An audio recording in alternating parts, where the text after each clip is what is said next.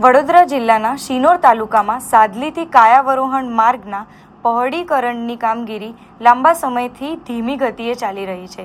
તે બાબતે આવેદનપત્ર આપવામાં આવ્યું.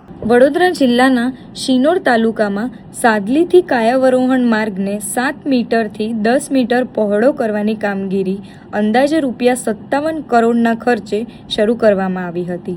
જો કે ઘણા મહિનાઓ વીતી જવા છતાં માર્ગનું કામ હજુ સુધી પૂર્ણ થયું નથી. અધૂરી અને ધીમી ગતિએ ચાલી રહેલી કામગીરીના કારણે માર્ગની સ્થિતિ અત્યંત બિસ્માર બની ગઈ છે, જેના કારણે રોજિંદા વાહન ચાલકો, વિદ્યાર્થીઓ, નોકરિયાતો તેમજ ખેડૂતોને ભારે હાલાકીનો સામનો કરવો પડી રહ્યો છે. આ પરિસ્થિતિને ધ્યાનમાં રાખીને શિનોર તાલુકા કોંગ્રેસ પ્રમુખ અમૂલ પટેલ, કરજણ તાલુકા કોંગ્રેસ પ્રમુખ પિન્ટુભાઈ પટેલ અને અલ્તાફ રંગરેજ બિન રાજકીય રીતે શિનોર મામલતદાર કચેરીએ પહોંચ્યા હતા.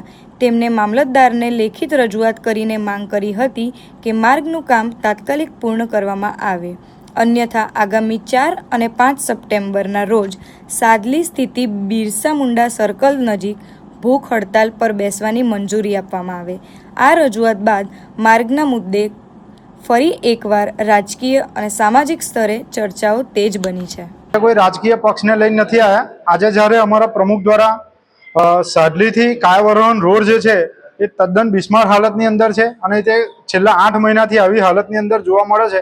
એટલા માટે એમના દ્વારા એવું નિર્ણય લેવામાં આવ્યો છે કે ગાંધી ચીજના માર્ગે આજે ભૂખ હડતાલ કરવાની છે. તેની માંગણી સાથે આવ્યા છે.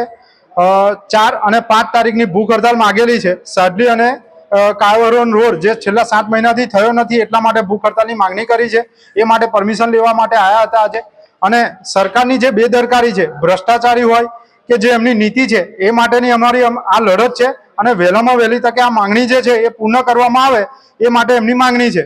અને નહીં થાય તો 4 અને 5 તારીખે સાદલી ખાતે અમે ભૂખ હડતાલ રાખવાના છે.